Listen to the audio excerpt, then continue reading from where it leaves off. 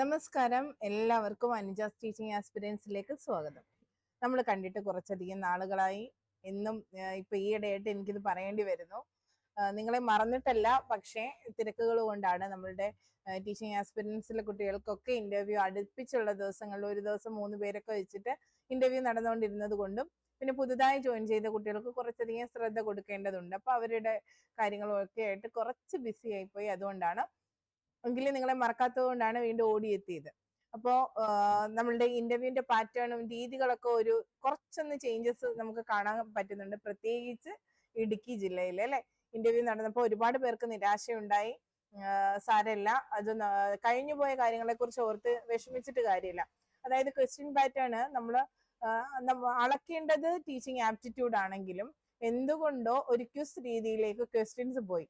അപ്പൊ അങ്ങനെ വരുമ്പോൾ നല്ലതല്ലേ എന്ന് ചിലർ ചിന്തിക്കും. പക്ഷെ അങ്ങനെ വരുമ്പോൾ നമ്മളുടെ കറക്റ്റ് ആയിട്ട് നമ്മുടെ ടീച്ചിങ് ആപ്റ്റിറ്റ്യൂഡ് അല്ല അവിടെ പരിശോധിക്കപ്പെടുന്നത്. എന്നാൽ മറ്റ് ബോർഡ് അംഗങ്ങൾ അത് തന്നെ ചെയ്യുകയും ചെയ്യും. അപ്പൊ ഈ സെലക്റ്റഡ് ആയിട്ടുള്ള നമുക്ക് കിട്ടിയ ഈ ബോർഡ് ക്വിസ് രീതിയിലാണ് ക്വസ്റ്റ്യൻ ചോദിക്കുന്നതെങ്കിൽ മറ്റുള്ളവർക്ക് കുറച്ചുകൂടി നല്ല രീതിയിലുള്ള ക്വസ്റ്റ്യൻസ് കിട്ടുകയും കൂടി ചെയ്യുമ്പോൾ നമ്മൾ പിന്നിലേക്ക് പോവുമോ മുന്നിലേക്ക് പോവുമോ എന്നൊക്കെ ഉള്ളത് ആശങ്കാജനകമായ കാര്യമാണ്. ഇപ്പൊ ക്വിസ് രീതിയിലേക്ക് ചോദ്യങ്ങൾ വരുമ്പോൾ, അതായത് ബേസിക് ആയിട്ടുള്ള കാര്യങ്ങളാണ്, ചിലപ്പോൾ അത് തന്നെ നെർവസ് ആയിട്ട് ഇത് എന്താ ഇങ്ങനെ എന്നുള്ള ചിന്തയിൽ ചിലപ്പോൾ കിട്ടുന്നില്ല. അങ്ങനെയൊക്കെയുള്ള വിഷയങ്ങൾ വന്ന കുട്ടികളുണ്ട്. ഞാനത് അറിഞ്ഞത് കൊണ്ടാണ് ഇത് പറയുന്നത്. നമ്മുടെ സബ്സ്ക്രൈബേഴ്സ് ആയിട്ടുള്ളവരും ഒക്കെ മെസ്സേജുകൾ അയച്ചിരുന്നു. അപ്പോൾ നിരാശപ്പെടേണ്ട കാര്യമൊന്നുമില്ല. നിങ്ങൾക്കത് ഇന്റർവ്യൂ കഴിഞ്ഞു.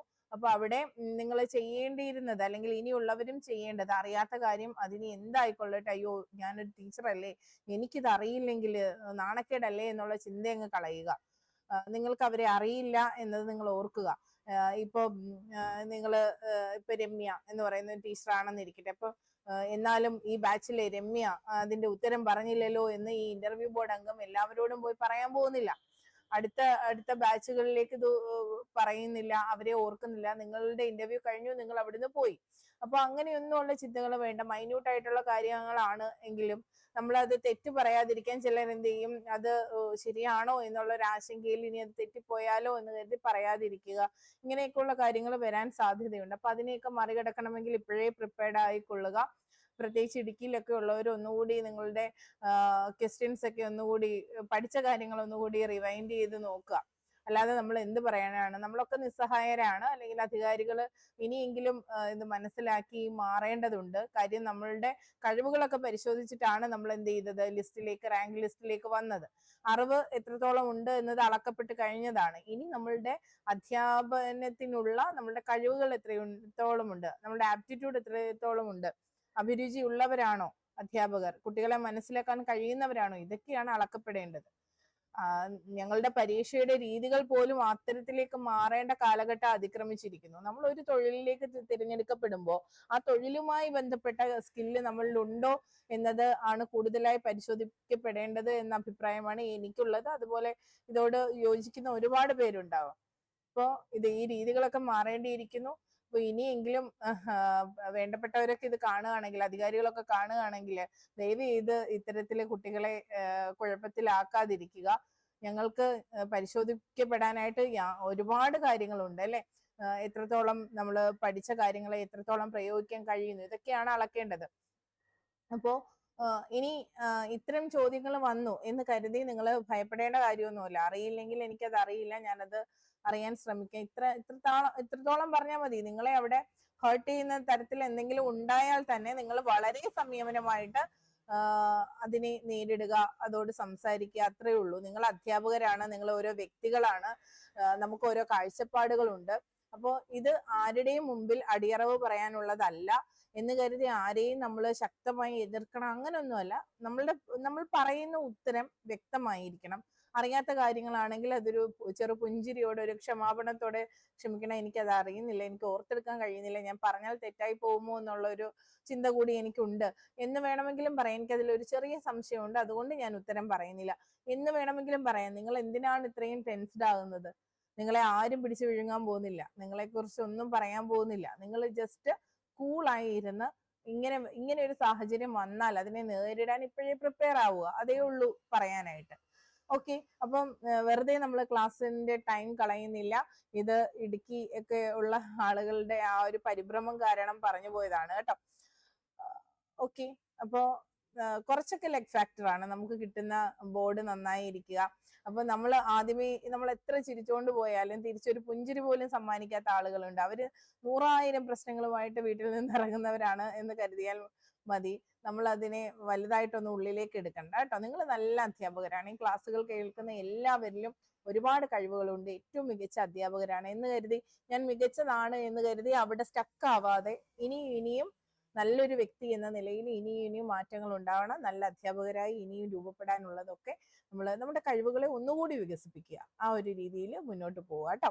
അപ്പൊ ഇന്ന് നമ്മൾ ഡിസ്കസ് ചെയ്യുന്നത് പല ജില്ലകളിലായിട്ട്, അതായത് മലപ്പുറത്തിന്റെയും ഇടുക്കിയുടെയൊക്കെ പിന്നെ ഇന്റർവ്യൂ നടക്കുന്ന ആ ഒരു സന്ദർഭത്തിൽ അവിടെ നിന്നൊക്കെ കിട്ടിയ കുറേയധികം ക്വസ്റ്റ്യൻസ് ആണ്. അപ്പൊ നമുക്ക് നോക്കാം. ഇത് എന്റെ കുട്ടികളും എനിക്ക് പരിചയമുള്ളവരും കൂടിയൊക്കെ സെലക്ട് ചെയ്ത് തന്ന അവര് ബെറ്റർ എന്ന് ചിന്തിക്കുന്ന കുറച്ച് ചോദ്യങ്ങളാണ് കേട്ടോ. അപ്പൊ ഈ ചോദ്യങ്ങളുടെ ക്രെഡിറ്റ് ഒന്നും എനിക്കില്ല. അപ്പൊ കുട്ടികളിലെ ഭയം, ഉത്കണ്ഠ ഇതൊക്കെ കുറയ്ക്കാനായിട്ട് എന്തൊക്കെ ചെയ്യാനാകും എന്നൊരു ചോദ്യം ചോദിച്ചിരുന്നു. അപ്പൊ നിങ്ങളാണെങ്കിൽ എന്താ പറയാ? കുട്ടികളിൽ ഭയം ഉണ്ടാകാതിരിക്കണം അല്ലെ? കുട്ടികളുടെ ഭയവും ഉത്കണ്ഠയും ഒക്കെ കുറയ്ക്കണമെങ്കിൽ ആദ്യം അധ്യാപക വിദ്യാർത്ഥി ബന്ധം ശക്തമായിരിക്കണം. ഒരു മെന്റർ, സക്സസ്ഫുൾ ആയിട്ടുള്ള ഒരു മെന്ററായി നമ്മൾ മാറുക എന്നുള്ളതാണ് അതിലെ ആദ്യ പടി എന്ന് പറയുന്നത്. നല്ല ഒരു മെന്റർഷിപ്പ് നമ്മൾ കൊടുക്കുമ്പോൾ അവിടെ കുട്ടികൾക്ക് ഭയം ഉണ്ടാകാൻ യാതൊരു സാധ്യതയുമില്ല. നമ്മൾ സഹരക്ഷിതാവാണ്, ആ രീതിയിൽ കുട്ടിയുടെ സുഹൃത്താണ്. അങ്ങനെയൊക്കെ വരുമ്പോൾ യാതൊരുവിധ ഭയമോ ആശങ്കയോ കുട്ടിക്ക് ഉത്കണ്ഠയോ ഉണ്ടാകാൻ സാധ്യതയില്ല. ഒന്നാമത്തെ പടി അതാണ്. അടുത്തത് നമുക്ക് അവിടെ ജനാധിപത്യവാദിയായ അധ്യാപകൻ എന്ന പോയിന്റ് കൊണ്ടുവരാം. പിന്നെ ജനാധിപത്യ ക്ലാസ് റൂം എന്ന ആശയം കൊണ്ടുവരാം. നമ്മൾ പഠിച്ച എല്ലാ കാര്യത്തെയും കോർത്തിണക്കി നമുക്കിവിടെ സംസാരിക്കാനാകും. ഞാൻ മുഴുവനായി പറയില്ല കേട്ടോ, പറഞ്ഞാൽ അതുപോലെ കാണാതെ പഠിച്ചു പോകുന്ന അവസ്ഥയാണ് ഇപ്പോ. കേരളം ഒട്ടാകെയുള്ള നെഗറ്റീവ്, അതായത് നമ്മളുടെ അധ്യാപകരുടെ പോരായ്മ, നിങ്ങളുടെ വ്യക്തി എന്ന നിലയിൽ നിങ്ങളുടെ ശക്തിയും ദൗർബല്യവും എഴുതാൻ പറഞ്ഞിരുന്നു. ഇപ്പം ഇന്റർവ്യൂവിന് പോകുന്ന എല്ലാവരുടെയും, പ്രത്യേകിച്ച് ഞങ്ങളുടെ ടീച്ചിങ് ആസ്പിരൻസിലെ എല്ലാ കുട്ടികളും എഴുതുന്നത് അമിത ചിന്തയാണ്. അത് കണ്ടും കേട്ടും എല്ലാവർക്കും മടുത്തിട്ടുണ്ടാവും. ഇതിനേക്കാൾ അപ്പുറം നിരുപദ്രവകരമായ ഒരുപാട് നെഗറ്റീവ്സ് നിങ്ങളിൽ കാണും. അപ്പൊ അതൊക്കെ എടുത്ത് എഴുതുക. അമിത ചിന്ത വലിയ വിഷയമില്ല, ചോദിച്ചാൽ ഇങ്ങനെ ഉത്തരം പറയാം, ടീച്ചറും പറഞ്ഞു തന്നിട്ടുണ്ട് എന്ന് കരുതി അങ്ങനെ എടുക്കാതെ മറ്റെന്തെങ്കിലേക്കൊക്കെ പോവുക കേട്ടോ. അപ്പൊ ഇത് മുൻകൂട്ടി കണ്ടുകൊണ്ടാണ് ഞാൻ പല ഉത്തരങ്ങളും പൂർണ്ണതയിലേക്ക് എത്തിക്കാതെ എന്നാൽ പോയിന്റുകളിലായിട്ട് ഒതുക്കുന്നത്. അപ്പം കുട്ടിയിലെ ഭയവും ഉത്കണ്ഠയും കുറയ്ക്കാൻ ഒന്ന് നമ്മൾ നല്ല സൗഹൃദം സൃഷ്ടിക്കുക, നല്ല മെന്ററാകുക, ജനാധിപത്യ ക്ലാസ് റൂമിന്റെ എല്ലാ തരത്തിലുമുള്ള പോയിന്റ് നോക്കിയിട്ട് അത് കണക്ട് ചെയ്യുക, ജനാധിപത്യപരമായ ക്ലാസ് റൂം അന്തരീക്ഷം സൃഷ്ടിക്കുക, അധ്യാപകൻ ഒരു ജനാധിപത്യവാദിയായിരിക്കുക, ജനാധിപത്യ മൂല്യമുള്ള അധ്യാപകനായിരിക്കുക, കുട്ടികൾക്ക് എല്ലാവർക്കും തുല്യ പരിഗണന, തുല്യ സ്ഥാനം, ഇതൊക്കെയാണല്ലോ അത്തരം അധ്യാപകരുടെ ലക്ഷണം. അപ്പൊ ഇതൊക്കെ ഉണ്ടായിരിക്കുക. ഓരോ കുട്ടിയുടെയും ചെറിയ നേട്ടത്തെ പോലും നമ്മൾ പ്രശംസിക്കണം. അങ്ങനെ വരുമ്പോൾ കുട്ടികൾക്ക് കൂടുതൽ ആത്മവിശ്വാസം ഉള്ളിടത്ത് ഉത്കണ്ഠ ഉണ്ടാവില്ല, ഭയം ഉണ്ടാവില്ല അല്ലെ? എന്തിനേയും നേരിടാൻ കുട്ടികൾ പ്രാപ്തരായിരിക്കും. പിന്നെ പ്രശ്നപരിഹരണ ശേഷിയുള്ള കുട്ടികളെ വാർത്തെടുക്കാനുള്ള പ്രവർത്തനങ്ങളാണ് പുതിയ KCF 2023 മുന്നോട്ട് വയ്ക്കുന്നത്. അപ്പൊ അത്തരം പ്രവർത്തനങ്ങൾ കൃത്യമായി കുട്ടികളിലേക്ക് എത്തിക്കുക. അവയുടെ ആസൂത്രണമൊക്കെ കുറച്ചുകൂടി ശാസ്ത്രീയപരമായിട്ടുള്ള ആസൂത്രണം ചെയ്ത് പ്രശ്നപരിഹരണ ശേഷിക്കുള്ള അവസരങ്ങൾ കൊടുക്കുക. അത് കുട്ടികളിൽ ആത്മവിശ്വാസം ഉണ്ടാക്കുന്നുണ്ട് കേട്ടോ. പിന്നെ ശാസ്ത്രാവബോധമുള്ള കുട്ടികൾക്കാണെങ്കിൽ ഒന്നിനെയും ഒരു ഭയമില്ലാതെ എല്ലാത്തിന്റെയും പിന്നിലുള്ള വസ്തുതകളെ അന്വേഷിച്ചു പോകും കുട്ടികൾ. അപ്പൊ അതിനകത്തൊക്കെ അവിടെയും കുട്ടികൾക്ക് ആത്മവിശ്വാസമാണ് ഉണ്ടാകുന്നത്. ശാസ്ത്രീയമായിട്ട് നമ്മൾ കാര്യങ്ങളെ അപ്രോച്ച് ചെയ്യുമ്പോൾ ഞാൻ ശരിയാണ്, എന്റെ ഉത്തരം ശരിയാണ്, ഇങ്ങനെയൊക്കെയാണ് ഞാൻ ചെയ്തത് തുടങ്ങിയ ആശയങ്ങളൊക്കെ അവരെ എന്താക്കുന്നുണ്ട്, നല്ലൊരു വ്യക്തിയാക്കി മാറ്റുന്നുണ്ട്. അവരുടെ ഭയം, ഉത്കണ്ഠ ഇതൊക്കെ മാറുന്നുണ്ട്. ക്ലാസ് കളിരീതി അവലംബിക്കുക എന്നുള്ളത് മറ്റൊരു പോയിന്റ് ആണ്. ഇങ്ങനെ നിങ്ങൾ പഠിച്ചിട്ടുള്ളത് എല്ലാം അവിടെ ഉപയോഗിക്കാം. ഈ കളിരീതി പറഞ്ഞപ്പോഴാണ് ഒരു ക്വസ്റ്റ്യൻ ഓർക്കുന്നത്, അത് ഇതിൽ ഉൾപ്പെടുത്തിയതല്ല. ഞങ്ങളുടെ ഒരു ടീച്ചറിനോട് ചോദിച്ചിരുന്നു, നിങ്ങൾക്ക് വിദ്യാഭ്യാസ ദാർശനികരെ കുറിച്ചൊക്കെ കേട്ടിട്ടുണ്ടോ എന്ന് ചോദിച്ചു. ടീച്ചർ ഉണ്ട് എന്ന് മറുപടി പറഞ്ഞു. ഒന്ന് രണ്ട് പേരെ പറയും. ഇപ്പൊ ടീച്ചർ ഇങ്ങനെ കൊമേനിയസിനെ കുറിച്ചും റൂസോയെ കുറിച്ചും ഒക്കെ അവരുടെ ഒക്കെ പേരങ്ങ് പെട്ടെന്ന് വായിൽ വന്ന പേരുകൾ അങ്ങ് പറഞ്ഞു കഴിഞ്ഞപ്പോ അതിനകത്ത് കൊമേനിയസിനെ കുറിച്ച് പെട്ടെന്ന് ടീച്ചറിന് ഓർക്കാൻ പറ്റുന്നുണ്ടായിരുന്നില്ല. അപ്പൊ അതുകൊണ്ട് നിങ്ങളോട് ഇത്തരം ചോദ്യങ്ങൾ നിങ്ങളോടും വരാം. അപ്പോ പെട്ടെന്ന് ഓർക്കാൻ കഴിയുന്ന ദാർശനികരെ മാത്രം പെട്ടെന്ന് പറയാം. നമുക്കറിയുന്ന ഒരുപാട് പേരുണ്ടായിരുന്നു. ഞങ്ങളൊക്കെ ഡിസ്കസ് ചെയ്ത റീസെന്റ് ആയിട്ടുള്ളതും ഡിസ്കസ് ചെയ്ത ക്ലാസ്സുകളിലൊക്കെ അത് വന്നതാണ് പെട്ടെന്ന് അങ്ങനെ. പക്ഷെ ടീച്ചർ വളരെ നല്ല രീതിയിൽ അതിനെ ഹാൻഡിൽ ചെയ്തു. ബാക്കിയെല്ലാം നന്നായി പറഞ്ഞു. ഇനി ഓർമ്മയുള്ളവരുണ്ടോ എന്നൊക്കെ ചോദിച്ചു. ഇന്ത്യയിലുള്ള ദാർശനികരുടെ പേരുകൾ പറയാൻ പറഞ്ഞു, അവരുടെ പ്രത്യേകത, ഇതെല്ലാം വളരെ ഭംഗിയായി പറഞ്ഞു. അപ്പൊ നമ്മൾ മുഴുവൻ ക്വസ്റ്റ്യൻസിനും ഉത്തരം പറയാനല്ല ഇന്റർവ്യൂവിന് പോകുന്നത് എന്ന കാര്യം നിങ്ങൾ ഒന്ന് മനസ്സിലാക്കി വെക്കുക. ടീച്ചറെ ഞാൻ എല്ലാം പറഞ്ഞില്ലേ ടീച്ചറെ, ഈ ഒരു ക്വസ്റ്റ്യൻ പോയി ടീച്ചറെ എന്നൊക്കെ പറഞ്ഞു വരുന്ന പിള്ളേരുണ്ട്. അതിന്റെ ഒന്നും യാതൊരു കാര്യമില്ല. ഇപ്പൊ ഞാനാണ് ഒരു ഇന്റർവ്യൂ ബോർഡ് അംഗമെങ്കിൽ ഉറപ്പായിട്ട് അറിയാത്ത ഒരു ചോദ്യം ഞാൻ ചോദിക്കും. അത് മറ്റൊന്നും കൊണ്ടല്ല, എല്ലാം അറിയാമെന്ന ഭാവത്തിലേക്കല്ല നമ്മള്. എനിക്ക് ഇനിയും കുറച്ചൊക്കെ നോക്കാനുണ്ട് എന്ന് ആ ടീച്ചർ ഉൾക്കൊള്ളുന്നുണ്ടോ എന്നത് ഞാനാണെങ്കിൽ പരിശോധിക്കും. അതുപോലെ അറിയാത്തൊരു ക്വസ്റ്റ്യൻ കിട്ടിക്കഴിഞ്ഞാൽ എന്തായിരിക്കും അവരുടെ മറുപടി? അവരവിടെ കിടന്ന് കുഴഞ്ഞു മറിഞ്ഞു ഉരുണ്ട് വരുമോ? അത് അറിയില്ല എന്ന് ഭവ്യതയോടെ പിന്നെ അത് ഉൾക്കൊണ്ട് പറയുമോ എന്നുള്ളത് ഞാനാണെങ്കിൽ പരിശോധിക്കും. അപ്പൊ നിങ്ങളും അത് അത്തരത്തിൽ ചിന്തിക്കുക കേട്ടോ. അപ്പോൾ അറിയുന്നവരെ മാത്രം പറയുക. അപ്പൊ അങ്ങനെ ഒരു ദാർശനികരെ കുറിച്ച് ചോദിച്ചാല് നിങ്ങൾക്ക് ഉറപ്പായിട്ടും ഗാന്ധിയെ പറയാം. അപ്പൊ നമ്മൾ എപ്പോഴും ഇന്റർനാഷണൽ ലെവലിലുള്ള ആളുകളെ മാത്രം പറയാതെ ഗാന്ധിയെയും ടാഗോറിനെയും അതുപോലെ പിന്നെ എന്താണ് ജിത്തു കൃഷ്ണമൂർത്തിയെയും ഒക്കെ കുറിച്ചും അങ്ങനെ അരവിന്ദ് ഘോഷിനെ കുറിച്ചും ഒക്കെ നമുക്ക് വേണമെങ്കിൽ പറയാവുന്നതാണ്. അപ്പൊ ഇവരെയൊക്കെ കുറിച്ചൊന്ന് മനസ്സിലാക്കി വെക്കുക. കാരണം ഇപ്പൊ ദാർശനികരെന്ന് ചോദിച്ചു, ഇനി ഇന്ത്യൻ ദാർശനികരെ കുറിച്ച് പറയൂ എന്നാണ് വിവേകാനന്ദ. അപ്പൊ ഇങ്ങനെ ചോദിക്കുകയാണെങ്കിൽ നമുക്ക് പറയാനാകണം. അപ്പൊ ആ ക്വസ്റ്റ്യനും കൂടി നിങ്ങൾ നന്നായി പ്രിപ്പയർ ചെയ്യുക. എല്ലാം കൂടി ഉൾപ്പെടുത്താൻ എനിക്ക് ആകുന്നില്ല, അതുകൊണ്ടാണ്. പിന്നെ നമുക്ക് എളുപ്പത്തിൽ ഒന്നും അറിയില്ല, ഒന്നും പ്രിപ്പയർഡ് ആയില്ലെങ്കിലും പറയാൻ പറ്റുന്നതാണ് ഗാന്ധി, മോണ്ടിസോറി, മറിയ മോണ്ടിസോറി, അതുപോലെ തന്നെ പിന്നെ റൂസോ. ഇവരെ കുറിച്ച് നമുക്ക് എല്ലാവർക്കും അറിയാവുന്നതാണ്. അവരെ കുറിച്ച് അറിയാത്ത അധ്യാപകരും ഉണ്ടാകില്ല. അപ്പൊ ഇതൊക്കെ നമുക്ക് പറയാവുന്നതാണ്. അപ്പം ടാഗോറുമായി ബന്ധപ്പെട്ട് വിശ്വഭാരതിയെ കുറിച്ച് ചോദിച്ചിരുന്നു. അപ്പൊ അങ്ങനെയൊക്കെ അത് നമ്മൾ ഇട്ടുകൊടുത്തതാണ് കേട്ടോ. ദാർശനികരെ പറയാൻ പറഞ്ഞു, ടാഗോറിനെ കുറിച്ച് കേട്ടിട്ടുണ്ടോ എന്നുള്ള രീതിയിലേക്ക് പിന്നീട് പോയി. ഗാന്ധി പറഞ്ഞപ്പോൾ ടാഗോറിലേക്ക് പോയി, അവിടെ നിന്ന് പിന്നെ വിശ്വഭാരതിയിലേക്ക് പോയി, എന്താണ് ആശയം എന്നതിലേക്ക് പോയി. അപ്പൊ നിങ്ങൾ മനസ്സിലാക്കേണ്ട ഒരു കാര്യമുണ്ട്. നമ്മുടെ പ്രൊഫസർ സി രവീന്ദ്രനാഥ് സാറിന്റെ ഒരു പുസ്തകം ഉണ്ട്. ഞാൻ പൊതുവിദ്യാഭ്യാസ സംരക്ഷണ യജ്ഞവുമായി ബന്ധപ്പെട്ട് ഞാൻ നിരവധി തവണ കാണിച്ചതാണ്. എനിക്കതിന്റെ പേര് പെട്ടെന്ന് കിട്ടുന്നില്ല. പൊതുവിദ്യാഭ്യാസ സംരക്ഷണം പ്രസക്തിയും പ്രാധാന്യവും ആണെന്ന് തോന്നുന്നു. അപ്പൊ അതിനകത്ത് സാറ് പറയുന്ന ഒരു വരിയുണ്ട്. പിന്നെ വിശ്വഭാരതിയെ കുറിച്ച് പറയുന്ന കാഴ്ചപ്പാട്, ടാഗോറിന്റെ കാഴ്ചപ്പാട് ഞാൻ ഈ കാണാതെ പഠിക്കാൻ ഇച്ചിരി പുറകോട്ടാണ് കേട്ടോ, അതുകൊണ്ടാണ് ഇപ്പോഴും ഇവിടെ ഇരിക്കുന്നത്. അപ്പോ എങ്കിലും ഞാൻ പറയാം, ആശയം ഇതാണ്. ഇതിന്റെ ജനാലകളൊക്കെ തുറന്നിട്ടിരിക്കുന്നത് ലോകത്തിലേക്കാണ് വിശ്വഭാരതിയുടെ. അപ്പൊ അത് അറിവ് പരിമിതമല്ല, ലോകത്തിലെ എല്ലാ അറിവുകളും ഇങ്ങോട്ടേക്ക് വരുന്നു എന്നൊക്കെ ഉള്ള അർത്ഥത്തിലാണ് പറയുന്നത്. അപ്പൊ അതുപോലെ തന്നെ പൊതുവിദ്യാഭ്യാസ സംരക്ഷണ യജ്ഞത്തിന്റെയും ക്ലാസ് റൂമുകളുടെ വാതിലുകൾ തുറന്നിട്ടിരിക്കുന്നത് ഈ ലോകത്തിലേക്കാണ്. അറിവുകളെല്ലാം ആ ക്ലാസ് റൂമിലേക്ക് പിന്നെ സമാഹരിക്കപ്പെടുന്നു എന്ന രീതിയിലേക്ക് പിന്നെ നമ്മുടെ രവീന്ദ്രനാഥ് ടാഗോറിന്റെ ആ ആശയത്തെയൊക്കെ കണക്ട് ചെയ്ത് നമ്മുടെ പ്രൊഫസർ സി രവീന്ദ്രനാഥ് മാഷും പറയുന്നുണ്ട്. അപ്പൊ ഇതൊക്കെ പ്രാധാന്യമുള്ളതാണ്. അത് നിങ്ങളൊന്ന് നോക്കിയാൽ നിങ്ങൾക്ക് അത് മനസ്സിലാകും കേട്ടോ. എനിക്ക് നമ്മൾ ഈ ക്ലാസ്സിന്റെ ഇടയ്ക്ക് വന്നതായതുകൊണ്ട് അത്ര പ്രിപ്പയർഡ് അല്ല. ഓക്കെ, അടുത്തത് ചോദിച്ചത് ജൈവിക എഴുത്ത്. എന്നെ ആദ്യം മുതലേ ഫോളോ ചെയ്യുന്നവര് ഇത് കേട്ടിട്ടുണ്ടാവും. ജൈവിക എഴുത്ത്, ഓർഗാനിക് റൈറ്റിംഗ് എന്നൊക്കെ പറയുന്നതിന് ജൈവ വായന, ജൈവ എഴുത്ത്, ഇതിനെ കുറിച്ചൊക്കെ പറയുന്നുണ്ട്. അപ്പൊ ഇതെന്താണ് എന്ന ചോദ്യം, ഈ ചോദ്യം വരുമ്പോഴേ എന്റെ മനസ്സിൽ വരുന്നത് സിൽവിയ ആഷ്ടനും അവരുടെ ടീച്ചർ എന്ന ടെക്സ്റ്റുമാണ്. അപ്പൊ ഈ പുസ്തകത്തിൽ നിന്നാണ് ഞാൻ ഇതേക്കുറിച്ച് അറിയുന്നത്. അപ്പൊ നിങ്ങൾക്കും ധൈര്യമായിട്ട് അതേക്കുറിച്ച് പറയാം. പക്ഷെ പറയുന്നതിന് മുമ്പ് ടീച്ചർ എന്ന ടെക്സ്റ്റ് ഒന്ന് വായിക്കാനോ അല്ലെങ്കിൽ അതിന്റെ സമ്മറി എങ്കിലും അറിയാൻ ശ്രമിക്കുക കേട്ടോ. അപ്പൊ അതിനകത്ത് പറയുന്നുണ്ട് എങ്ങനെയാണ് ജൈവിക എഴുത്ത് അല്ലെങ്കിൽ ജൈവ എഴുത്ത് രീതി, ഓർഗാനിക് റൈറ്റിംഗ് രീതി അവർ കൊണ്ടുവന്നത് എന്നതിനെ കുറിച്ച് അവർ പ്രയോഗിച്ച് വിജയിച്ചതെന്ന്. ഒരു അധ്യാപിക എന്ന നിലയിൽ ആ ടെക്സ്റ്റ് വായിച്ചു കഴിഞ്ഞ ശേഷമുള്ള എന്റെ അടുത്ത ചിന്ത എന്റെ മക്കളിലേക്ക് അത് എത്തിക്കുക എന്നതായിരുന്നു. അപ്പൊ ഞാനും അത് പരീക്ഷിച്ചിരുന്നു. അതായത് ഇതിനെ നമുക്ക് നൈസർഗികമായ എഴുത്ത് എന്ന് വേണമെങ്കിൽ പറയാം. അതായത് കുട്ടിയുടെ ഉള്ളിൽ നിന്ന് കുട്ടിക്ക് വേണ്ടത് കുട്ടി തന്നെ പറയുന്നു, അത് ടീച്ചർ എഴുത്തിലേക്ക് എത്തിക്കുന്നു എന്നൊരു രീതിയാണ് എന്ന് നമുക്ക് വേണമെങ്കിൽ ഇതിനെ പറയാം കേട്ടോ. ഇനി അതായത് ഇപ്പോ ചെയ്യുന്ന ഒരു രീതി എന്ന് വെച്ചാൽ കുട്ടിയോട് തന്നെ ചോദിക്കുന്നു, ഇന്ന് നിനക്ക് ഇഷ്ടമുള്ള ഒരു വാക്ക് പറയൂ, നമുക്കത് ബോർഡിലേക്ക് എഴുതാം എന്ന് പറയുന്നു. കുട്ടിക്ക് ഇഷ്ടമുള്ള വാക്ക് ചിലപ്പോൾ പലഹാരമാകും, ചിലപ്പോൾ അവൻ വഴിയിൽ കണ്ട ഒരു കാഴ്ചയാകും, ചിലപ്പോ എന്തുമാകും. അപ്പൊ അത് അവൻ പറയുമ്പോൾ നമ്മൾ ബോർഡിലേക്ക് എഴുതുന്നു. അല്ലെങ്കിൽ നോട്ട് ബുക്കിൽ കുറിക്കാൻ അവസരം കൊടുക്കുന്നു. അപ്പൊ ഈ ഒരു വാക്ക് ഈ ഒറ്റ തവണ നമ്മൾ ബോർഡിൽ എഴുതുന്നു, അതിനെ നമ്മൾ പിന്നീട് ഈ സിൽവിയ ആഷ്ടൺ ഒക്കെ ചെയ്തത് അത് ചെറിയൊരു കാർഡിലേക്ക് പകർത്തി അത് കുട്ടിക്ക് കൊടുക്കുകയാണ്. അവൻ ഇടയ്ക്കിടയ്ക്ക് അത് എടുത്തു വെച്ച് നോക്കാനും ഒക്കെ ഉള്ള അവസരം ടീച്ചറിന്റെ ഒരു സമ്മാനം പോലെ നമ്മൾ കൊടുക്കുകയാണ്.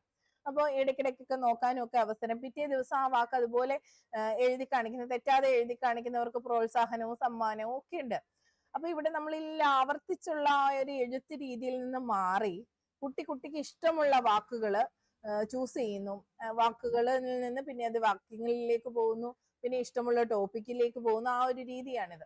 അപ്പൊ അവിടെ അവന് ഇഷ്ടമുള്ളതാവുമ്പോ അവൻ അവിടെ പഠന സന്നദ്ധനായി. പഠന സന്നദ്ധതാ നിയമമൊക്കെ ഇപ്പൊ നോക്കിക്കോണേ, ആരുടേതാണ്, എന്താണ്, എങ്ങനെയാണെന്നൊക്കെ നോക്കിക്കോ. ഞാൻ ഇങ്ങനെ പറഞ്ഞാൽ കണക്ട് ചെയ്ത് പൊക്കളെ, അപ്പം നിങ്ങൾക്ക് ബാക്കി ക്വസ്റ്റ്യൻസ് കിട്ടാതാവും. അപ്പൊ ഇങ്ങനെ അവിടെ കുട്ടി പഠന സന്നദ്ധനാവുന്നു. അപ്പൊ ഈ ഒരു എഴുത്ത് രീതിയുടെ ഒരു പ്രത്യേകത, കുട്ടി ആഗ്രഹിച്ചാണ് ആ വാക്കിലേക്ക് എത്തുന്നത്. അവൻ പറയുന്ന വാക്കായതുകൊണ്ട്, അവന്റെ ആവശ്യമായതുകൊണ്ടും അവൻ അത് ഓർത്തു വെക്കും, കുറച്ചുകൂടി എളുപ്പത്തിൽ ഓർത്തു വെക്കും. നമ്മൾ ഇന്ന് ചെന്നിട്ട് ഇന്ന അക്ഷരവും ഏതെങ്കിലും ഒരു അക്ഷരം നമ്മൾ കുട്ടിയെ ഇൻട്രൊഡ്യൂസ് ചെയ്യാണ്, പാ വെച്ചിട്ടുള്ള വാക്കുകൾ ഇൻട്രൊഡ്യൂസ് ചെയ്യുമ്പോൾ നമ്മൾ പോയി കുട്ടിയെ പക്ഷി എഴുതൂ, പക്ഷി എന്നൊക്കെ പറഞ്ഞിട്ട് പഠിപ്പിക്കുകയാണ്. കുട്ടിക്ക് അത് പിന്നെ ഉൾക്കൊള്ളാൻ പോലും ചിലപ്പോൾ പറ്റില്ല. എന്നാൽ പാ വെച്ച് മോൻ അറിയുന്ന ഒരു വാക്ക് പറയൂ, മോൾക്ക് അറിയുന്ന ഒരു വാക്ക് പറയൂ എന്ന് പറയുമ്പോൾ അവർ പറയുന്ന വാക്ക്, ആ ഒരു വാക്ക് പഠിക്കാൻ ഒരു അവസരം, കൂട്ടുകാരി പറഞ്ഞൊരു വാക്കും കൂടി പഠിക്കാനോ കൂട്ടുകാരൻ പഠിച്ച വാക്ക് കൂടി പഠിക്കാനോ ഒക്കെ അവസരം കൊടുക്കുന്നു. അപ്പൊ ഇത് അവരുടെ ഉള്ളിലേക്ക് അങ്ങ് പതിയും. മറിച്ച് ടീച്ചർ സെലക്ട് ചെയ്ത് കൊടുക്കുന്ന വാക്കുകൾ കുട്ടികൾ അത്ര പെട്ടെന്ന് ഓർക്കണമെന്നില്ല. ഈ രീതിയൊക്കെയാണ് കേട്ടോ ജൈവിക എഴുത്ത് എന്നുള്ള രീതിയിലേക്ക് പോകുന്നത്. ഞാനത് സിൽവിയ ആഷ്ടനുമായിട്ട് കണക്ട് ചെയ്താണ് പറഞ്ഞത്.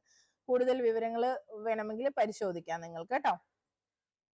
അടുത്ത ക്വസ്റ്റ്യൻ, ക്ലാസ് മുറിയിൽ കുട്ടികളെ മാനസികമായി കൈകാര്യം ചെയ്യുന്നത് എങ്ങനെയെന്നൊക്കെയാണ് ടൈപ്പ് ചെയ്ത് വന്നിരിക്കുന്നത്. അത് പിന്നെ നമ്മുടെ ഈ ഇന്റർവ്യൂവിനൊക്കെ ക്വസ്റ്റ്യൻ കിട്ടി കഴിഞ്ഞിട്ടേ ആ ധൃതിയിൽ ഇറങ്ങുമ്പോൾ ക്വസ്റ്റ്യൻസ് ഒന്നും പൂർണ്ണമല്ലാതൊക്കെയാണ് ഈ ഗ്രൂപ്പുകളിലേക്ക് വരുമല്ലോ. അപ്പൊ അങ്ങനെ ഏതോ ഒരു ഗ്രൂപ്പിൽ വന്നൊരു ചോദ്യമാണിത് കേട്ടോ. അതായത് കുട്ടികളെ മനഃശാസ്ത്രപരമായി കൈകാര്യം ചെയ്യുന്നത് എങ്ങനെയെന്നാകാനാണ് സാധ്യത. അല്ലെങ്കിൽ അവർക്ക് പിന്നെ എങ്ങനെയാണ് കുട്ടികൾക്ക് കൂടുതൽ മാനസിക ഉല്ലാസം തരുന്ന രീതിയിലും അല്ലെങ്കിൽ പേടിയില്ലാതെ, നമ്മൾ നേരത്തെ ഡിസ്കസ് ചെയ്തതിന്റെ തുടർച്ചയായിട്ടാണ് എനിക്കതിനെ തോന്നുന്നത്. അപ്പൊ ക്ലാസ് മുറിയിൽ കുട്ടികളെ മനഃശാസ്ത്രപരമായിട്ട് എങ്ങനെ കൈകാര്യം ചെയ്യാം, അല്ലെങ്കിൽ മാനസികമായി എങ്ങനെ കൈകാര്യം ചെയ്യാം എന്നൊക്കെ ചോദിച്ചാൽ, നമ്മൾ മനഃശാസ്ത്രം പഠിക്കുന്നത് കുട്ടികളെ മനസ്സിലാക്കാൻ തന്നെയാണ് അല്ലെ, ശിശു മനഃശാസ്ത്രം പഠിക്കുന്നത്. അപ്പൊ മുന്നിലിരിക്കുന്ന ഓരോ കുട്ടിയെയും മനസ്സിലാകുക. ഞാൻ എപ്പോഴും പറയാറുള്ളത്, കുട്ടിയുടെ കണ്ണുകളിൽ നോക്കുമ്പോൾ അവന്റെ അവസ്ഥ എന്ത് എന്നൊരു അധ്യാപികയ്ക്ക് തിരിച്ചറിയാൻ കഴിയണമെന്നാണ്. ഞാൻ സന്തോഷത്തോടെ പറയും എനിക്കതിന് കഴിഞ്ഞിട്ടുണ്ട് എന്നുള്ളത്. നമ്മൾ കുട്ടികളെ നമ്മൾ തിരിച്ചറിയുകയും അവരുടെ പ്രശ്നങ്ങൾ അവരെത്ര മറച്ചു വെച്ചാലും അവരൊരു ചിരിയിൽ അത് ഒതുക്കിയാലും കണ്ടെത്തുകയും അതിന് പിന്നാലെ പോവുകയും പരിഹരിക്കുകയും ചെയ്തിട്ടുണ്ട്. അപ്പൊ അതുപോലെ കണ്ണിൽ നോക്കിയാൽ അവന്റെ പ്രശ്നം നമുക്ക് തിരിച്ചറിയാനാകണം. വിശന്നാണോ ഇരിക്കുന്നത്, വീട്ടിൽ പ്രശ്നങ്ങളുണ്ടോ, ഇതൊക്കെ. അപ്പൊ കുട്ടിയെ മനസ്സിലാക്കലാണ് ആദ്യ പടി എന്ന് പറയുന്നത്. അപ്പൊ മനഃശാസ്ത്രപരമായി കൈകാര്യം ചെയ്യണമെങ്കിൽ ആദ്യം പിന്നെ കുട്ടിയെ മനസ്സിലാക്കണം, അവരുമായി നല്ല ബന്ധം സ്ഥാപിച്ചെടുക്കണം.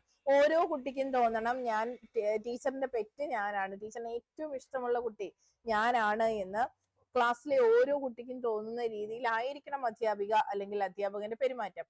അതത്ര എളുപ്പമുള്ള കാര്യമല്ല. കാരണം നിങ്ങളൊന്ന് ആലോചിച്ച് നോക്കിയേ, നിങ്ങളുടെ വീട്ടിൽ തന്നെ നിങ്ങൾ എത്രയോ തവണ പറഞ്ഞു കാണും, അമ്മയ്ക്ക് എന്നെയല്ല സഹോദരനെയാണ് അല്ലെങ്കിൽ സഹോദരിയാണ് ഏറ്റവും ഇഷ്ടമെന്ന് നിങ്ങൾ പറഞ്ഞിട്ടുണ്ടാവും. നമ്മളൊരു അമ്മയായി കഴിഞ്ഞപ്പോ, കൂടുതലും സ്ത്രീകളാണ് അല്ലെ, നമ്മൾ അമ്മയായി കഴിഞ്ഞപ്പോ 2 മക്കളൊക്കെ ഉള്ളവർക്ക് കൂടുതൽ അറിയാവും. അപ്പൊ നിങ്ങൾ തന്നെ ചിന്തിച്ചു നോക്കൂ, അവിടെ ഒരു വേർതിരിവ് ഉണ്ടായിട്ടുണ്ടോ എന്ന്. ആദ്യ കുഞ്ഞിനോട് കൂടുതൽ സ്നേഹമുണ്ടോ, നമ്മളെ ആദ്യമായി അമ്മ എന്ന് വിളിച്ച ഒരു വികാരം നമ്മളുടെ മനസ്സിലുണ്ടെങ്കിലും അവനോട് കൂടുതൽ സ്നേഹം, അവളോട് കുറച്ച് സ്നേഹം, ആ ഒരു രീതിയിൽ നമുക്കുണ്ടോ? രണ്ടാമത്തെ കുട്ടിയോട് ഇപ്പൊ ഇല്ല എന്ന് തന്നെയാണ് ഉത്തരം. എനിക്ക് എങ്ങനെയാണ് മനസ്സിലാകുന്നത്, ഒരിക്കലും ഒരു യഥാർത്ഥ അമ്മയ്ക്ക് കുഞ്ഞിനെ അങ്ങനെ വേർതിരിച്ച് കാണാനൊന്നും ആകില്ല. പിന്നെ അതിന്റെ ഊഷ്മളത, ബന്ധങ്ങളുടെ ഊഷ്മളതയൊക്കെ നഷ്ടമാകുമ്പോൾ എങ്ങനെയാണെന്ന് അറിയില്ല. അപ്പൊ ആ ഒരു രീതി തന്നെയാണ് നമ്മള് പിന്നെ ക്ലാസ് റൂമിലും വേണ്ടത്. എല്ലാം നമ്മുടെ മക്കളാണ്. അപ്പൊ അവരെ ഒരാളെ പോലും മാറ്റി നിർത്തരുത്. നമ്മുടെ മക്കളിൽ പല കഴിവുള്ളവരാണ് അല്ലെ. അപ്പോ ഒരാള് നല്ല മികച്ച ഗായകനായിരിക്കും, പക്ഷെ അയാൾ പഠനത്തിൽ പിന്നോട്ടായിരിക്കും. അടുത്ത ആള് നല്ല സ്പോർട്സ് താരമായി മാറാൻ കഴിവുള്ള ആളായിരിക്കും, പക്ഷെ അവന് പാടാൻ അറിയുന്നുണ്ടാവില്ല, ഒരുവിധം ആവറേജ് ആയിട്ട് പഠിക്കുന്ന കുട്ടിയായിരിക്കും. അങ്ങനെ പല പല കഴിവുകളുള്ള മക്കള്. അപ്പൊ അവരെ എല്ലാം ഒരേപോലെ കാണാൻ കഴിയണം. എന്താണ് കുട്ടിയുടെ സമ്മർദ്ദം എന്ന് തിരിച്ചറിയാനാകണം. എവിടെയാണ് അവന് പ്രഷർ എന്ന് തിരിച്ചറിയണം. അതായത് വീട്ടിൽ നിന്ന് കുറെ സമ്മർദ്ദത്തില് ആഴ്ന്ന് സ്കൂളിലേക്ക് വരുന്ന കുട്ടികളുണ്ട്. സ്കൂളിൽ നമ്മൾ പോലും അറിയാതെ നമ്മുടെ ചില പെരുമാറ്റം സമ്മർദ്ദത്തിലാക്കുന്ന മക്കളുണ്ട്. അപ്പൊ ഇതൊക്കെ തിരിച്ചറിഞ്ഞ് അവയ്ക്കുള്ള പരിഹാരം കാണലാണ് അധ്യാപിക ചെയ്യേണ്ടത് കേട്ടോ. അതുപോലെ തന്നെ നമുക്ക് പറയാം, കുട്ടികൾക്ക് അവരുടെ അഭിപ്രായങ്ങൾ തുറന്നു പറയാനുള്ള വേദികൾ ഉണ്ടാക്കുക. അതുപോലെ അവരുടെ പ്രശ്നങ്ങൾ, എന്തെങ്കിലും ഒരു പ്രശ്നം ഉണ്ടെങ്കിൽ അത് അധ്യാപിക എന്നോടൊപ്പം ഉണ്ട്, എൻ്റെ ടീച്ചർ എന്നോടൊപ്പം ഉണ്ട്, ഏതൊരു പ്രശ്നത്തെയും എനിക്ക് നിസ്സാരമായി നേരിടാനാകും, എൻ്റെ അധ്യാപിക എന്നോടൊപ്പം ഉണ്ട് എന്ന വിശ്വാസം ഓരോ കുട്ടിയിലും ഉണ്ടാക്കിയെടുക്കുക. ആ ഒരു രീതിയിലാണ് നമ്മൾ കുഞ്ഞുങ്ങളെ ക്ലാസ് റൂമിൽ ഹാൻഡിൽ ചെയ്യേണ്ടത്, കൈകാര്യം ചെയ്യേണ്ടത്. കൈകാര്യം എന്ന വാക്ക് വേണ്ട അല്ലെ, കുട്ടികളോട് പെരുമാറേണ്ടത്. അതുപോലെ തന്നെ മനഃശാസ്ത്രപരമായ സമീപനമുള്ള ഒരു ക്ലാസ് റൂമിൽ കുട്ടികൾക്കൊക്കെ ഒരേപോലെ ചുമതലകൾ നൽകും. നേതൃപാടവം എല്ലാ കുട്ടികളിലും ഉണ്ടാക്കിയെടുക്കാനായിട്ടുള്ള ശ്രമം ഉണ്ടാകും. പിന്നെ അതുപോലെ തന്നെ നമ്മൾ മൂല്യങ്ങളൊക്കെ കുട്ടികളിലേക്ക് എത്തിക്കണം. അപ്പം അതിനുള്ള കുട്ടികൾ പോലും അറിയാതെ നല്ല മൂല്യമുള്ളവരാക്കി നമുക്ക് മക്കളെ മാറ്റിയെടുക്കാനാകും. കഥകളിലൂടെയും ചെറിയ ചെറിയ പ്രവർത്തനങ്ങളിലൂടെയും ഒക്കെ നമുക്കിതിന് സാധ്യമാകും. അപ്പൊ ഇതിനൊക്കെയുള്ള അവസരങ്ങളൊക്കെ ക്ലാസ് റൂമിൽ സൃഷ്ടിച്ചൊക്കെ കൊടുത്തുകൊണ്ട് നമുക്ക് മനഃശാസ്ത്രപരമായി ക്ലാസ് റൂമിനെയും കുട്ടിയെയും ഒക്കെ സമീപിക്കാവുന്നതാണ് കേട്ടോ. പിന്നെ പിന്നോക്കക്കാരായ കുട്ടികളെ മുന്നോട്ട് കൊണ്ടുവരാൻ ഒരു അധ്യാപികയ്ക്ക് എന്തൊക്കെ ചെയ്യാനാകും എന്നുള്ളത്, അതിനുള്ള പദ്ധതികളും കാര്യങ്ങളും ഒക്കെ ഉണ്ട്. അതേക്കുറിച്ചൊക്കെ ബേസിക് നോളജ് നേടിയിട്ട് തന്നെയാണ് നിങ്ങൾ ഇരിക്കുന്നത്. മലയാളത്തിലക്കം, ശ്രദ്ധ, അങ്ങനെ ഇങ്ങനെയൊക്കെ ഉള്ള ഒരുപാട് പദ്ധതികൾ നമ്മുടെ ക്ലാസ്സിലുമൊക്കെ ഡിസ്കസ് ചെയ്ത് പോയവയാണ്.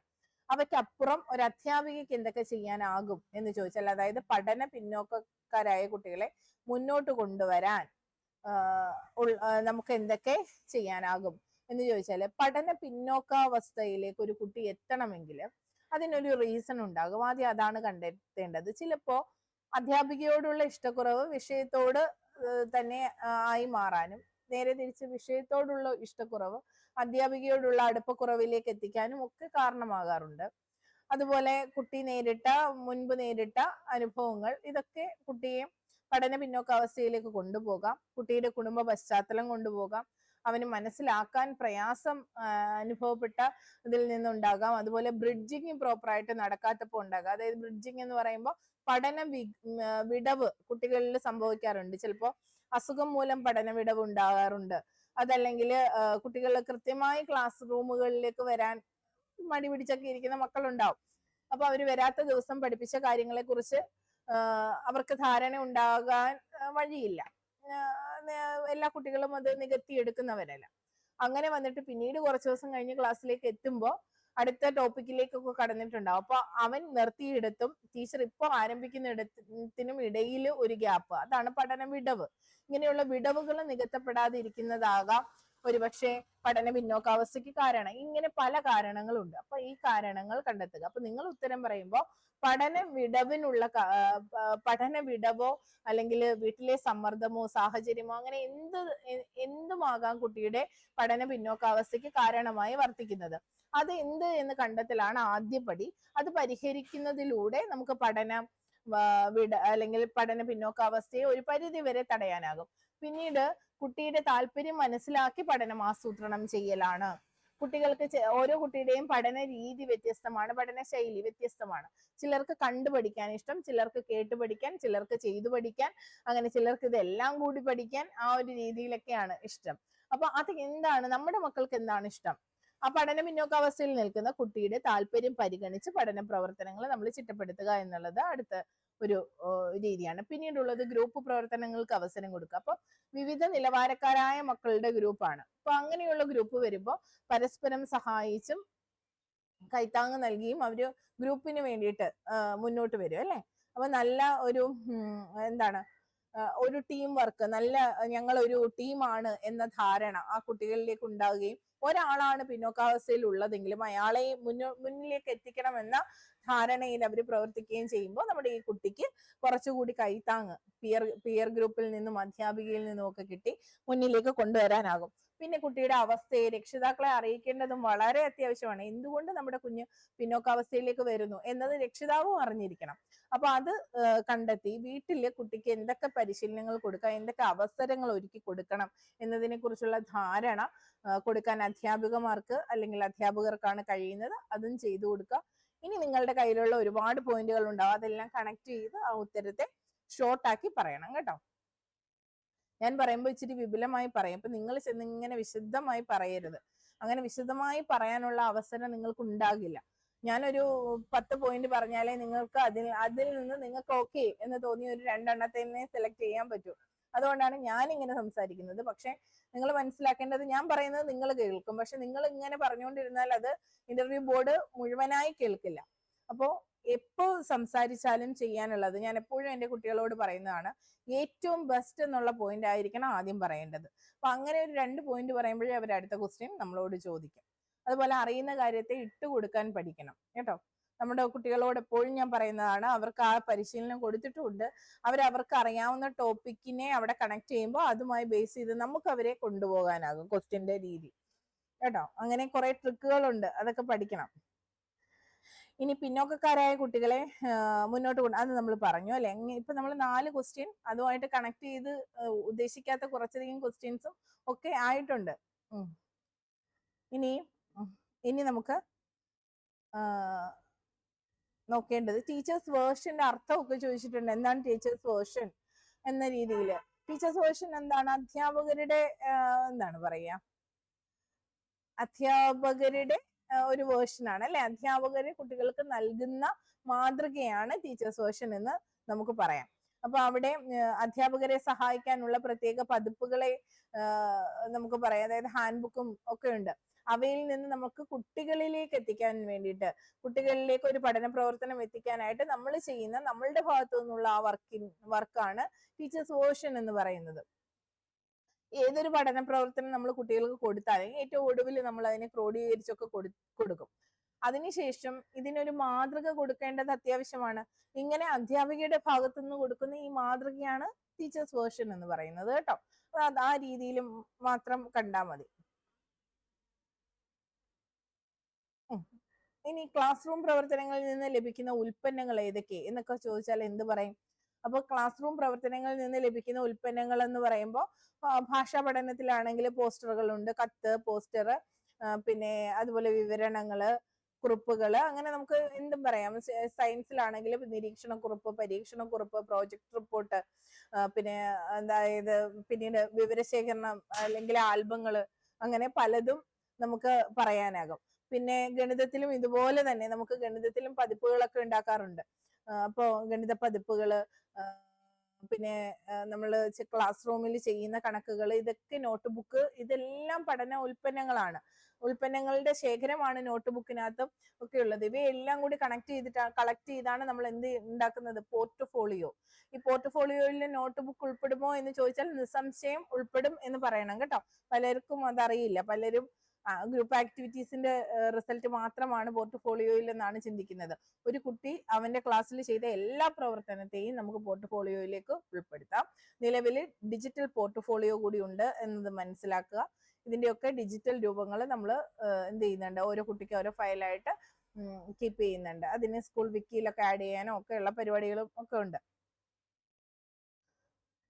ഓക്കെ, അടുത്തൊരു ക്വസ്റ്റ്യൻ, ആക്ഷൻ റിസർച്ചും ഓർഡിനറി റിസർച്ചും തമ്മിലുള്ള വ്യത്യാസം ചോദിച്ചിട്ടുണ്ട്. ആക്ഷൻ റിസർച്ച് എന്താണ്? ഓർഡിനറി റിസർച്ച് എന്താണെന്ന് ചുരുക്കി ഞാൻ പറയൂ, കൂടുതലുള്ളത് നിങ്ങൾ കണ്ടെത്തുക. അപ്പൊ ആക്ഷൻ റിസർച്ച് എന്ന് പറയുന്നത്, ഒരു പഠന പ്രവർത്തനം ഒക്കെ നടത്തുമ്പോൾ ഒരുപാട് കുട്ടികളിൽ ആ പഠന പ്രവർത്തനം തെറ്റായാണ് എത്തിയത് എന്ന് വിചാരിക്കുക. തെറ്റിച്ച് ടീച്ചർ പഠിപ്പിച്ചു എന്നല്ല, ഒരു പഠന പ്രവർത്തനം നമ്മൾ നടത്തിയപ്പോൾ ഒരുപാട് കുട്ടികൾ ഒരേ കാര്യം തെറ്റിക്കുകയാണ്, അല്ലെങ്കിൽ ഒരേ കാര്യത്തിൽ കുറച്ചുകൂടി ഇമ്പ്രൂവ്മെന്റ് വേണം എന്നൊരു അധ്യാപികയ്ക്ക് തോന്നുന്നു.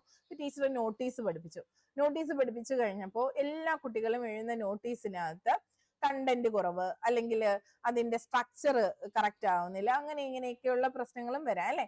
അതുപോലെ എഴുത്തിൽ നമ്മൾ ചിഹ്നങ്ങൾ പഠിപ്പിച്ചു കഴിയുമ്പോൾ ഈ ചിഹ്നവും കുട്ടികളെ പഠിപ്പിച്ചു. അപ്പൊ കുട്ടികള് ഈ ചിഹ്നം എഴുതേണ്ടടുത്ത് ഈ ചിഹ്നം എഴുതുന്നു, ഈ ചിഹ്നം എഴുതേണ്ടടുത്ത് ഈ ചിഹ്നം എഴുതുന്നു. അങ്ങനെയൊക്കെ തെറ്റിക്കുകയാണ്. അപ്പൊ ഒരുപാട് ഒന്നിലധികം ഒരു 10 കുട്ടികളോളം ഇത് ആവർത്തിക്കുകയാണെങ്കിൽ അതിന്റെ അർത്ഥം കൃത്യമായി ടീച്ചർ പഠിപ്പിച്ച കാര്യം കുട്ടികളിലേക്ക് രജിസ്റ്റർ ആയിട്ടില്ല, കുറച്ച് കുട്ടികൾക്ക് അതിൽ ബുദ്ധിമുട്ട് അനുഭവപ്പെടുന്നുണ്ട് എന്ന് തന്നെയാണ്. അപ്പൊ അത് പരിഹരിക്കപ്പെടണം, അത് ഗവേഷണ വിധേയമാക്കണം. ഒരു ഗവേഷകൻ ഏതൊക്കെ പ്രോസസ്സിലൂടെ കടന്നു പോകുന്നു അതേ രീതിയിലാണ് ആക്ഷൻ റിസർച്ചും കടന്നു പോകുന്നത്. അപ്പൊ അത് ഗവേഷണ വിധേയമാക്കേണ്ട ഒന്ന് തന്നെയാണ്. എവിടെയാണ് കുട്ടികൾക്ക് തെറ്റിയത് എന്നത്. അപ്പൊ ആദ്യം ഒരു പ്രീ ടെസ്റ്റ് നടത്തുന്നു. അതിൽ കുട്ടികളിൽ തെറ്റുകൾ വന്നിട്ടുണ്ടെങ്കിൽ ഒരേ തെറ്റുകളാണ് വരുന്നതെങ്കിൽ ആ തെറ്റ് പരിഹരിക്കാനുള്ള പ്രവർത്തനങ്ങൾ ടീച്ചർ ആസൂത്രണം ചെയ്ത് ക്ലാസ് റൂമിൽ നടപ്പിലാക്കും. നടപ്പിലാക്കിയ ശേഷം വീണ്ടും നമ്മൾ പരീക്ഷ നടത്തിയിട്ട് എത്രത്തോളം ഇമ്പ്രൂവ്മെന്റ് ഉണ്ട്, കുട്ടികളിൽ അത് പരിഹരിക്കപ്പെട്ടെങ്കിൽ പരിഹരിക്കപ്പെട്ടു എന്ന നിഗമനത്തിലേക്ക് എത്തി നമ്മളത് ക്ലോസ് ചെയ്യുന്നു. ആ ഒരു രീതി ആക്ഷൻ റിസർച്ചിന്റെ സ്റ്റെപ്പുകളൊക്കെ നോക്കി വെക്കണേ. അപ്പോൾ ഇങ്ങനെ ഇതാണ് ആക്ഷൻ റിസർച്ച് എന്ന് പറയുന്നത്. അതായത് ഒരു പ്രശ്നത്തിന് പരിഹാരം കണ്ടെത്താനായിട്ട് അധ്യാപകൻ ചെയ്യുന്ന ആ ഒരു റിസർച്ചിനെ നമുക്ക് ആക്ഷൻ റിസർച്ച് എന്ന് പറയാം. ഇനി ഓർഡിനറി റിസർച്ച് നിങ്ങൾക്ക് അറിയാം, സിദ്ധാന്തപരമായിട്ടുള്ള കാര്യങ്ങളാണ് അല്ലെ, സിദ്ധാന്തപരമായ ഒരു ഗവേഷണ പ്രക്രിയയാണ്. ഒരു സിദ്ധാന്തം ശരിയാണോ എന്ന് തെളിയിക്കാൻ വേണ്ടിയിട്ട് നടത്തുന്നതാണ് ഓർഡിനറി റിസർച്ച്. അതിനെക്കുറിച്ച് നമുക്ക് കൂടുതലൊന്നും അറിയേണ്ടതില്ല. ഇപ്പം വിദ്യാഭ്യാസത്തിൽ ഇപ്പൊ നമുക്ക് വേണമെങ്കിൽ ഓർഡിനറി റിസർച്ച് എന്ന് പറയുന്നത് വിദ്യാഭ്യാസത്തിൽ ഈ KCF 2023 വന്നതിന് ശേഷമുള്ള പഠന പുരോഗതിയെ കുറിച്ച് പരിശോധിക്കാൻ വേണ്ടിയിട്ട് ഒരു ഗവേഷണം നടത്താം അല്ലെ, അതൊക്കെ ഒരു ഓർഡിനറി റിസർച്ച് ആയിട്ട് നമുക്ക് പറയാം. ഇനി ഇത്രയും മതി. ഇനി പറഞ്ഞാൽ കൂടിപ്പോവും, ക്ലാസ് ലെങ്ത് ആയി പോവും. അടുത്ത വീഡിയോ ആയിട്ട് അടുത്ത ബാക്കി ക്വസ്റ്റ്യൻസ് എത്തിക്കാം കേട്ടോ. അങ്ങനെ ഒരു 2-3 വീഡിയോ വേണ്ടി വരും. കുട്ടികൾ കുറേ അധികം ചോദ്യങ്ങൾ സെലക്ട് ചെയ്തിട്ടുണ്ട്. അപ്പൊ നമുക്ക് നോക്കാം. അതുപോലെ KTET 1 and 2 തമ്മിലുള്ള വ്യത്യാസം ചോദിച്ചിരുന്നു. എന്തിനാണ് KTET 2 പിന്നീട് അതിന്റെ ആവശ്യമില്ലല്ലോ, KTET 1 ഉള്ളവർക്ക് ഇപ്പൊ LP UP എഴുതാലോ എന്ന രീതിയിൽ ഒരു ചോദ്യം വന്നു എന്ന് പറഞ്ഞു. ഈ ചോദ്യം ചോദിക്കുന്നവർ എന്തുദ്ദേശത്തിലാണ് ചോദിച്ചതെന്ന് അറിയില്ല. നമ്മൾ അവിടെ വിമർശിക്കണമെന്നാണോ, നമ്മുടെ അവസ്ഥയാണോ, അവര് നമ്മളെ തന്നെ ചിന്തിപ്പിക്കുകയാണോ എന്നൊക്കെയാണ് ഈ ചോദ്യം കേട്ടപ്പോൾ എനിക്ക് തോന്നിയത്. അതായത് ഞങ്ങൾ പഠിച്ച സമയത്ത് പിന്നെ KTET ഒക്കെ വന്ന ഒരു ടൈമില് നമ്മളത് ക്ലിയർ ചെയ്യപ്പെടുമ്പോൾ KTET 2 എഴുതണമെങ്കിൽ ഡിഗ്രി വേണമെന്നുണ്ടായിരുന്നു. KTET 2 ഡിഗ്രിയും TTCയും അല്ലെങ്കിൽ DLED എന്താ വെച്ചാൽ അത് പിന്നീടാണ് വരുന്നത് DLED ഒക്കെ. ഇപ്പൊ ഡിഗ്രിയും അധ്യാപക പരിശീലന കോഴ്സും പാസ്സായിരിക്കണം. അവർക്ക് മാത്രമേ KTET 2 എഴുതാൻ പാടുള്ളായിരുന്നു, അവർക്ക് മാത്രമേ UP പരീക്ഷയും എഴുതാൻ പറ്റൂ എന്നൊക്കെ വന്നിരുന്നു. ഈ ഒരു രീതി തന്നെ തുടർന്ന് പോയിരുന്നെങ്കിൽ ക്വാളിറ്റി ഓഫ് എഡ്യൂക്കേഷൻ എന്ന് പറയുന്നത് കുറച്ചുകൂടി ഇമ്പ്രൂവ് ആകും എന്ന ധാരണയിലാണ് കൊണ്ടുവന്നത്. പിന്നെ എവിടെയാണ് വെള്ളം ചേർക്കുന്നത്, എപ്പോഴാണ് വെള്ളം ചേർക്കപ്പെടുന്നത്? സംഘടനാപരമായിട്ടൊക്കെ പ്രവർത്തനത്തിലൊക്കെ ഏർപ്പെടുന്നവർക്ക് അറിയാം, അത് സംഘടനകളുടെ കുഴപ്പമല്ല. അതിനകത്ത് നിൽക്കുന്നവർ പിന്നെ പ്രഷർ ഉണ്ടാക്കും. അവർക്ക് പ്രശ്നങ്ങൾ, അവർക്ക് അവരുടെ തൊഴിൽ മുന്നോട്ട് കൊണ്ടുപോകാൻ പറ്റുന്നില്ല, അവർക്കത് ഇനി അവസരം നഷ്ടമാകുന്നു. അങ്ങനെയുള്ള പ്രഷറുകൾ പിന്നെ ഗവൺമെന്റുകളിൽ ചെലുത്തി വീണ്ടും അതിനകത്ത് വെള്ളം ചേർക്കപ്പെടും. എന്നാൽ ഇത് ശക്തമായി തീരുമാനമെടുത്ത് ശക്തമായി എല്ലാ അധ്യാപക സംഘടനകളും അതുപോലെ മറ്റ് കേന്ദ്രങ്ങളിൽ ഏത് തന്നെ ആയിക്കോട്ടെ, ഞാൻ ഒരു സംഘടനയും കുറ്റം പറഞ്ഞതല്ല, ഞാനും ഒരു സംഘടനയുടെ ഭാഗമാണ്. നമുക്കെല്ലാം നമ്മുടേതായ വിശ്വാസങ്ങളും പ്രമാണങ്ങളും ഉണ്ട്, അതൊക്കെ ശരിയാണ്. ഞാനൊരു അധ്യാപിക എന്ന നിലയിൽ അധ്യാപക കോഴ്സിന്റെ ക്വാളിറ്റി മെച്ചപ്പെടണമെന്ന് ആഗ്രഹിക്കുന്നതിന്റെ ബേസിൽ പറയാണ്. ഒരു തീരുമാനം എടുത്താൽ അത് ശരിയാണെങ്കിൽ എല്ലാവരെയും പ്രീതിപ്പെടുത്താനായിട്ട് അതേ വെള്ളം ചേർക്കരുത്. അത് കഴിഞ്ഞിട്ട് അത് ചെയ്യുന്നതും പോട്ടെ, പിന്നീട് അതിന്റെ ചോദ്യം കൂടെ വരുമ്പോൾ നമ്മൾ എന്താ ഉത്തരം പറയേണ്ടതെന്ന് സത്യം പറഞ്ഞാൽ അറിയില്ല. എങ്കിലും പറയാം. ഇപ്പൊ KTET 1 ഉം 2 തമ്മിലുള്ള വ്യത്യാസം ചോദിച്ചാൽ നമുക്ക് ഇതേ പറയാനുള്ളൂ. KTET 1 എന്ന് പറയുന്നത് LPക്കും KTET 2 UPക്കും വേണ്ടിയിട്ടാണ് നിലവിൽ വന്നത്. ഇത് KTET 1 and 2 വരുന്ന സമയത്ത് KTET 1 TTC ഉള്ളവർക്ക് മാത്രം, അല്ലെങ്കിൽ അധ്യാപക പരിശീലന കോഴ്സ് പാസ്സായവർക്ക് KTET 1 എഴുതാം. KTET 2 എഴുതണമെങ്കിൽ ഡിഗ്രിയും അധ്യാപക പരിശീലന കോഴ്സും വേണം എന്ന് നിർബന്ധമായിരുന്നു. KTET 2 എഴുതുന്നവർക്ക് മാത്രമേ UP എക്സാം എഴുതാൻ പാടുള്ളായിരുന്നു. ഇങ്ങനെയാണ് നിലവിൽ വന്നത്. പിന്നീട് അതിന് മാറ്റം വന്നു. 1 ഉള്ളവർക്ക് LPയും UPയും എഴുതാം എന്ന നിലയിലേക്ക് വന്നു. പിന്നെ KTET 2 നിലവിലത്തെ ഒരു ഗുണം എന്ന് പറയുന്നത് KTET 2 പാസ്സായവർക്ക് KTET 1 ഉം 2 ഉം എഴുതാം. അപ്പൊ അതിനകത്ത് ഏതെങ്കിലും ഒന്ന് പാസ്സായാൽ മതി എന്നൊരു അധിക സാധ്യത അവർക്കുണ്ട്. അതായത് KTET 2 ക്വാളിഫൈ ആയവർക്ക് 1 എഴുതാം, 2 എഴുതാം. അപ്പൊ അതിനകത്ത് ഏത് കിട്ടിയാലും അവര് അധ്യാപക കോഴ്സിന് ക്വാളിഫൈഡ് ആണ്. ഇനി നമുക്ക് ആ ഒരു രീതിയിലേ പറയാനാകൂ. അത്രേ ഉള്ളൂ പറയാൻ. ഇനി അതിലധികം നിങ്ങൾക്ക് അറിയാമെങ്കിൽ പറഞ്ഞോളൂ. ഇത് എന്റെ ഒരു കുട്ടി ചോദിച്ചൊരു ചോദ്യം ആയതുകൊണ്ടാണ് ഞാനത് നിങ്ങളോട് ഡിസ്കസ് ചെയ്തത്. ഈ ചോദിക്കപ്പെടുന്ന പല ചോദ്യങ്ങളിലും ഒരു കഴമ്പും ഇല്ലാത്ത ഒരുപാട് ചോദ്യങ്ങൾ ഇപ്പൊ നമ്മൾ കാണുന്നു. നമ്മൾ അതുമായിട്ട് സഹിച്ച് അഡ്ജസ്റ്റ് ചെയ്ത് മുന്നോട്ട് പോവുകയേ വഴിയുള്ളൂ. ജോലി നമ്മളുടേതാണ്, നമ്മുടെ ആവശ്യമാണ്. അപ്പൊ നന്നായി പ്രിപ്പയർ ചെയ്യുക, കോൺഫിഡൻറ്റോടുകൂടി മുന്നോട്ട് പോവുക. ഇനി നിങ്ങൾക്കുള്ള കുറച്ച് നിർദ്ദേശങ്ങൾ കൂടി, എങ്ങനെ ഒരു ബെറ്റർ പേഴ്സൺ ആയിട്ട്, എങ്ങനെ ഒരു നല്ല അധ്യാപികയായി സംസാരിക്കാം. നിങ്ങൾക്ക് അറിയണമെന്ന് ആഗ്രഹമുണ്ടെന്ന് തോന്നലിലാണ് അതുകൂടി സംസാരിച്ച് ഈ ക്ലാസ് അവസാനിപ്പിക്കാൻ പോകുന്നത്. നമ്മൾ സംസാരിക്കുമ്പോൾ ഇപ്പൊ നോക്കിക്കോണേ, ഞാൻ ഇങ്ങനെ സംസാരിക്കണം. ഇങ്ങനെ അതായത് മുഖം ഇങ്ങനെ ചുളിച്ച് ഇങ്ങനെ കാര്യം പറയാണ്. ഞാൻ +2 കഴിഞ്ഞപ്പോഴേ ഒരു അധ്യാപികയാകാൻ ആഗ്രഹിച്ച ആളാണ് എന്ന് പറഞ്ഞ് ഇങ്ങനെ സംസാരിക്കുമ്പോൾ നിങ്ങൾക്ക് തന്നെ മനസ്സിലാവും, ഇങ്ങനെ ഞാൻ ഊതി വീർപ്പിച്ച് പറയുമ്പോൾ ഇതെന്ത് ഒരു എനർജി ഇല്ല, ഒരു പിന്നെ എന്താണ്, ഒരു സന്തോഷമുള്ള വോയിസ് അല്ല. എന്നാൽ ഞാൻ ഇങ്ങനെ പറയാണ്, ഒന്ന് ചിരിച്ചുകൊണ്ട്, ചിരിച്ചില്ലെങ്കിൽ തന്നെ എൻ്റെ ചുണ്ട് കണ്ട ഒന്നുകൂടി ഒന്ന് വൈഡാക്കിക്കൊണ്ട് നമ്മളിങ്ങനെ പറയണേ. +2 കഴിഞ്ഞപ്പോൾ മുതലേ ഉള്ള എൻ്റെ ഒരു ആഗ്രഹമാണ് അധ്യാപികയാകുക എന്നുള്ളത്. അല്ലെങ്കിൽ ചെറുപ്പത്തിൽ മുതലേ ഞാൻ കണ്ട എൻ്റെ സ്വപ്നമാണ് അധ്യാപനം എന്നുള്ളത്. അതിങ്ങനെ ഇരുന്നിട്ട് ചെറുപ്പത്തിൽ മുതലേ ഞാൻ കണ്ട സ്വപ്നമാണ് അധ്യാപികയാകുക എന്നുള്ളത്. പറഞ്ഞ 2 സെന്റൻസും ഒന്നാണ്. നമ്മുടെ രീതി, നമ്മൾ ആ പറഞ്ഞ ആ ഒരു മൗത്തിന്റെ പൊസിഷനും നമ്മൾ ആ പറഞ്ഞ ശബ്ദം വന്ന ആ ഒരു രീതിയും മാത്രമേ മാറിയിട്ടുള്ളൂ. പക്ഷെ അത് തന്ന ഇഫക്റ്റ് എത്രത്തോളാണെന്ന് ഓർക്കുക. ഒരുപാട് പേര് വീട്ടിനകത്ത് ഒതുങ്ങിയവരാണ്. ഈ വീട്ടിനകത്ത് ഒതുക്കപ്പെട്ടപ്പോൾ എനിക്കും ഉണ്ടായ ഒരു പ്രശ്നമുണ്ട്, തുറന്ന് സംസാരിക്കാൻ പറ്റാത്ത ഒരവസ്ഥ. അതിന്റെ പരിഹാരമാണ് ഈ ഒരു പ്ലാറ്റ്ഫോം. അതുപോലെ നിങ്ങൾ നിങ്ങളുടെ പരിഹാരം കണ്ടെത്തുക. നിങ്ങൾക്കും ആകാം ഇതൊക്കെ.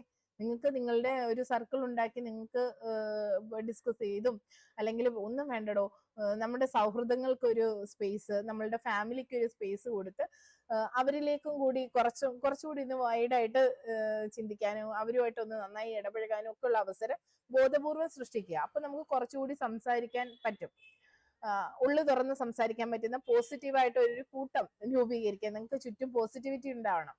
നിങ്ങളിങ്ങനെ ഗ്ലൂമിനെസ് ആയിട്ട് ഇങ്ങനെ ഇരുന്ന് അതങ്ങ് ശീലമായി പോകുമ്പോൾ നിങ്ങൾക്ക് ഒന്നും പറയാൻ പറ്റില്ല. പറഞ്ഞാൽ തന്നെയും അത് പൂർണ്ണമായി മറ്റുള്ളവരിലേക്ക് അവർക്ക് പോലും ആസ്വദിക്കാൻ പറ്റുന്ന തരത്തിലേക്ക് എത്തില്ല. നിങ്ങൾ എപ്പോൾ ഡൗൺ ആയാലും ചിന്തിക്കേണ്ടത് നിങ്ങളൊരു അധ്യാപികയാണ്, ഉള്ളുകൊണ്ടൊരു അധ്യാപികയാണ്. ക്വാളിഫിക്കേഷൻ കിട്ടിക്കഴിഞ്ഞു, അതുകൊണ്ട് നിങ്ങളൊരു അധ്യാപികയാണ്.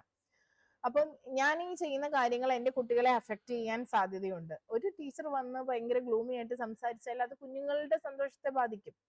അപ്പൊ അത് ചെയ്യരുത്. അപ്പൊ ഹാപ്പി ആയിട്ട് ഇരിക്കാനുള്ള ടൈം കണ്ടെത്തുക എന്നുള്ളത് ഒരു കാര്യം. നിങ്ങൾ സംസാരിക്കുമ്പോൾ ഞാൻ പറയും, ഇങ്ങനെ വൈഡായിട്ട് ഒന്ന് സംസാരിക്കാൻ, നല്ല ബ്രീത്ത് ഇൻ ബ്രീത്ത് ഔട്ട് ഒക്കെ ചെയ്ത് ഭയങ്കര ഹാപ്പി ആയിട്ട് നല്ല ശബ്ദത്തിൽ സംസാരിക്കാനായിട്ട് ശ്രമിക്കുക എന്നുള്ളത് ഒന്ന്. ഇതിനൊക്കെ മുമ്പായിട്ട് ചെയ്യേണ്ടത് നിങ്ങളുടെ ടൈം കണ്ടെത്തുക എന്നുള്ളതാണ്. നിങ്ങൾക്ക് വേണ്ടി ഒരു 10 മിനിറ്റ് ദിവസവും മാറ്റിവെക്കുക. അത് ചെയ്തിട്ടാണ് ഞാൻ നിങ്ങളോട് പറയുന്നത്. ചെയ്യാത്തൊരു കാര്യവും ഞാൻ നിങ്ങളോട് പറയില്ല. എത്ര തിരക്കുണ്ടെങ്കിലും ആ ഒരു ദിവസം ഞാൻ എനിക്ക് വേണ്ടി ഒരു 10 മിനിറ്റ് കണ്ടെത്തും. അതിനി എന്തൊക്കെ സംഭവിച്ചാലും ചിലപ്പോൾ ആദ്യമൊക്കെ നമുക്ക് എതിർപ്പ് വരും. പിന്നെ ചുറ്റുമുള്ള എല്ലാവരും അതുമായി പൊരുത്തപ്പെടും. ഓക്കെ, അത് അവളുടെ ടൈമാണ്, പേഴ്സണൽ ടൈമാണ് എന്ന് അംഗീകരിക്കേണ്ടി വരും എല്ലാവർക്കും. അതുപോലെ പേഴ്സണൽ ടൈം കണ്ടെത്തി നിങ്ങളോട് സംസാരിച്ച് നിങ്ങളുടെ പ്രശ്നങ്ങൾ മനസ്സിലാക്കാനുള്ള ആ ടൈം എടുക്കുക.